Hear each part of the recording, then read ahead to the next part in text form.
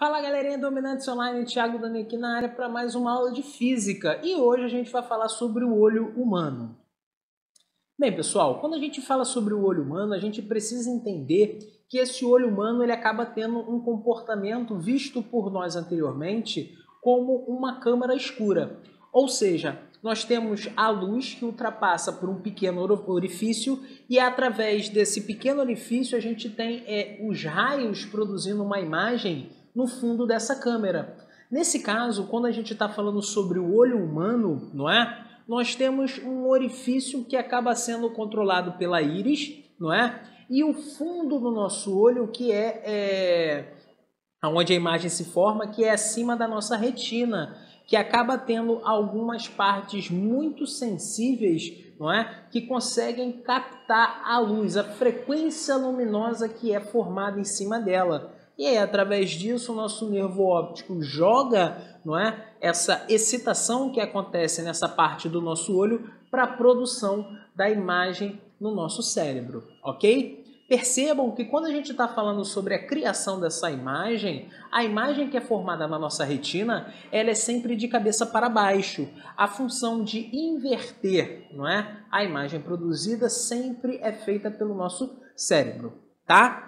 Então, por que a gente acaba tendo um controle, não é, da quantidade de luz que entra dentro do nosso globo ocular? Porque, pessoal, a sensibilidade que nós temos na nossa retina, não é, ela precisa ser controlada porque a retina é uma parte do nosso corpo que ela não consegue se regenerar. Então, a partir do momento em que a gente golpeia, ou seja, a gente coloca uma frequência luminosa, quando a gente coloca uma quantidade de claridade muito grande sobre a nossa retina, a gente acaba produzindo uma queimação, ou seja, é algo que precisa ser evitado. E a íris acaba tendo essa função, não é? Ela vai controlar a quantidade de luz que acaba entrando dentro do nosso olho, dentro do nosso globo ocular.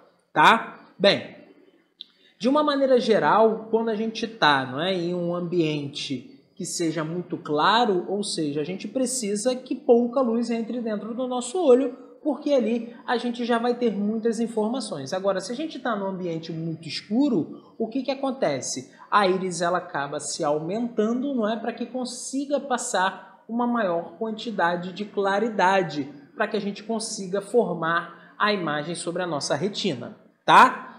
Bem, por que o olho humano ele acaba tendo um comportamento como se fosse um instrumento óptico? Justamente pelo que a gente chama de cristalino ter o comportamento de uma lente biconvexa. Ou seja, quando a gente tem a produção dessa imagem acontecendo no fundo do nosso olho, ela necessariamente vai passar por uma região aonde a gente vai ter a refração luminosa, não é? Então, aqui a gente está trabalhando com o que a gente tem como consequência, não é? Vista lá nas nossas lentes. Então, o que acontece? Cada parte do nosso olho acaba tendo uma função para que a gente consiga produzir essa imagem, ok?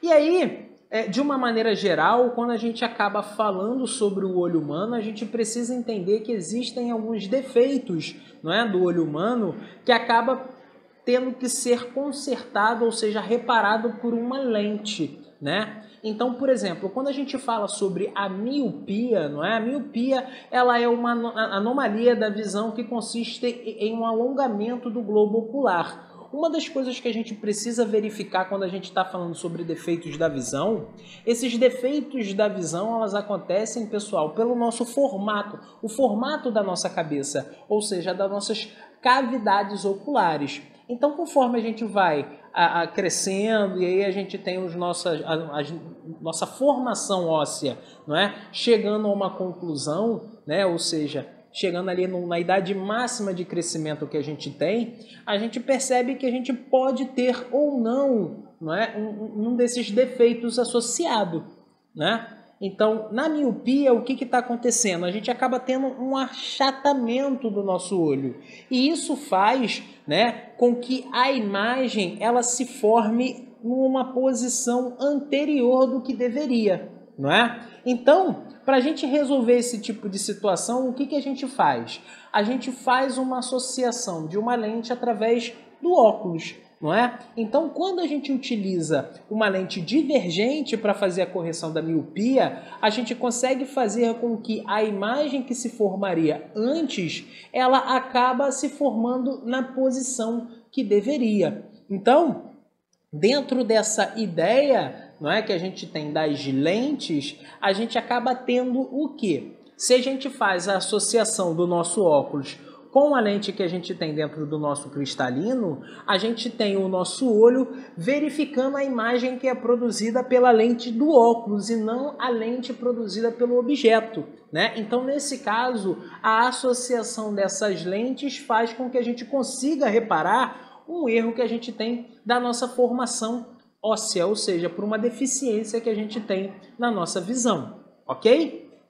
Então, se a gente tem a miopia, que acaba sendo o achatamento, não é, do nosso olho, a gente tem ali o achatamento que acaba acontecendo pelo outro eixo, não é? Então é como se a gente estivesse encurtando um pouquinho o nosso olho. Então, quando a gente fala sobre a hipermetropia, ele é o defeito oposto, ou seja, ao invés da imagem estar se formando antes, ela acaba se formando depois. E isso acaba trazendo um problema de foco para a gente, não é? Então a gente precisa fazer aqui uma associação, não de uma lente divergente, mas agora de uma lente convergente, não é? Para que a gente consiga mudar a posição da imagem que chega na nossa retina. E aí, através disso, a gente acaba tendo a nitidez, não é, sendo controlada de uma maneira a qual a gente consiga resolver essa deficiência que a gente tem na luz. Perceba, pessoal, que a gente não repara, a gente simplesmente faz uma associação de lentes para que a gente consiga suprir a necessidade para a formação de uma boa imagem, ok? Outros tipos de defeitos que a gente tem, não é? Dentro da nossa visão, aqui a gente pode destacar o astigmatismo. O que seria o astigmatismo? O astigmatismo, ele entende, não é, que o nosso globo ocular ele acaba não produzindo raios semelhantes, não é? Ou seja, a gente pode ter uma região onde o raio, não é, do nosso globo ocular ele é maior do que outro, e isso acaba também gerando um problema de foco. E para a gente resolver esse tipo de associação, a gente acaba utilizando aquilo que a gente chama de lentes cilíndricas, justamente para que a gente consiga compensar essa deficiência gerada pela formação do nosso olho, não é? Para que ali a gente consiga compensar essa falta ou esse acréscimo de raio que a gente tenha em alguma posição, ok? Bem, e por fim nós temos a presbiopia, que é aquele tipo de associação que a gente tem, não é? Que acaba acontecendo com o envelhecimento de todas as pessoas de uma maneira geral. Quando a gente acaba envelhecendo, a gente percebe que a gente perde tônus muscular. E ali, quando a gente fala sobre os nossos olhos, não é? A gente acaba tendo ali alguns músculos associados. Então, com o envelhecimento desses músculos, a gente acaba tendo um relaxamento nessa região. E aí a gente acaba tendo um problema na nossa acomodação. Percebam que quando a gente acaba tendo, não é, algum tipo de dificuldade para a produção da nossa imagem, geralmente a gente cria aquela forçação, não é? Ou seja, a gente, né, tenta cerrar um pouco os olhos para conseguir focar melhor essa imagem. E aí, quando a gente chega a uma certa idade, a gente acaba não tendo mais esse poder para conseguir focar. Então, a gente acaba fazendo uma associação com dois tipos de lente que a gente chama, né, de bifocais. É uma lente que acaba tendo dois focos diferentes, ou seja, uma hora ela acaba tendo um comportamento convergente ou divergente, dependendo para a posição que eu acabo colocando o meu olho, ok, pessoal? E esses são os defeitos que a gente tem associados à nossa visão. E é isso, pessoal, espero ter ajudado, bons estudos e até a próxima!